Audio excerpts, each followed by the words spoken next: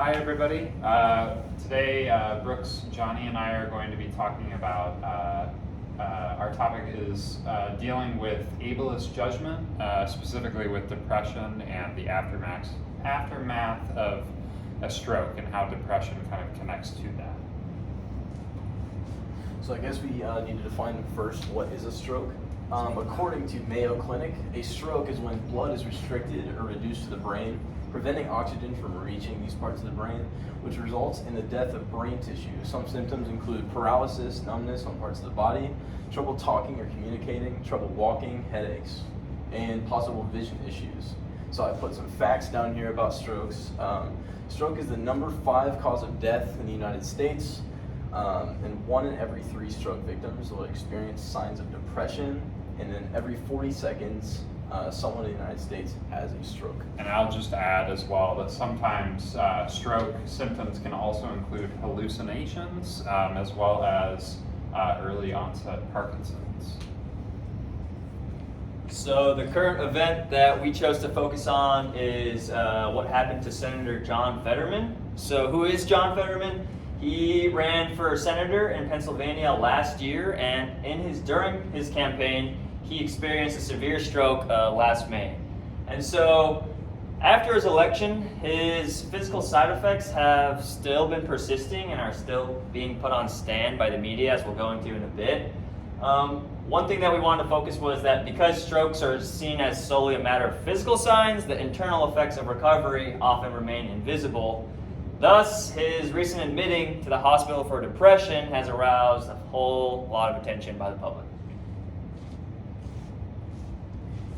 So I'm going to talk briefly about how the stroke has kind of affected his mental health as well, which is a huge issue. So broadly defined, mental illnesses are diseases of the brain, and strokes kill brain cells, so that's how they kind of are interconnected. 3/4 of stroke patients will also experience psychiatric symptoms, sometimes as debilitating as hallucinations or suicidal thoughts.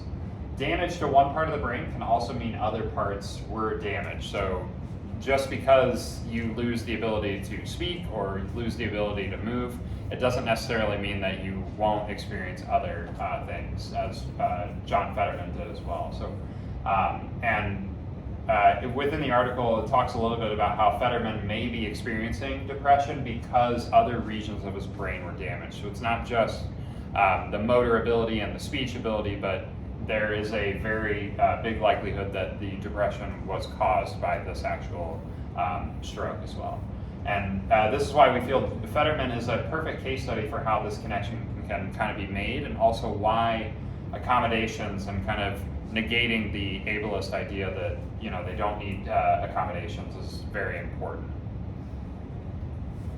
And so, as we can see in this slide, this is an example of a lot of comments on social media, as seen by these 2 articles, of people who do not recognize the effects that strokes can have on mental health. So as we see on the left, we have his competitor, Oz, saying about John Fetterman, if he had ever eaten a vegetable in his life, he wouldn't have had a stroke. And on the right, we can see at the bottom of the second paragraph, we can see Gabe Price, who is a digital strategist for an opposing media, saying that Fetterman is clearly unfit in every way to serve in the Senate. And so this just goes to show that, as he was going through his campaign, Fetterman was constantly dealing with ableist comments coming from sources from his competitors and rivals news organizations. Awesome. And again, we just want to kind of talk about how this pertains to ableism, but also what ableism is. So broadly defined, ableism is the discrimination of and social prejudice against people with disabilities based on the belief that typical abilities are superior. So it's this idea that just because somebody is experiencing a disability the ableist idea is that they are inferior to those who do not experience those disabilities. At its heart, ableism is rooted in the assumption that disabled people require fixing and defines people by their disability. We got this from a BuzzFeed YouTube video called Things People with Disabilities Wish You Knew. Also, an idea that kind of came to us as well is that, and and something we've been talking about in this class as well, is that the world wasn't built with people with disabilities in mind. And because of that, the world we live in is inherently ableist. That's something that we can't ever, get rid of. This also kind of is touched on by a Chicago-based disability support center, Access Living. Cool. So what can we learn from this? I guess depression is a common sign of strokes. Depression is not a character flaw or a cause for shame, which is extremely important when talking about ableist commentary. Depression cannot be defeated or cured with sufficient grit. Depression is a brain disease and not a moral failing, another very important thing to realize. Depression does not define all of Fetterman. It is something he just suffers with, but does so openly, which is kind of nice that he does openly, because like we can actually see, the inside of his thought process and stuff like that. So I did want to include this. This is from our article. It is from Slate.com. I thought it was very important to, help in understanding like ableist commentary. So, like any other disability, Fetterman's depression may require some accommodations once he returns to the Senate.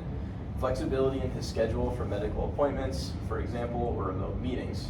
But to assume his depression fundamentally changes the terms of senatorial service is not only ableist, it is unscientific.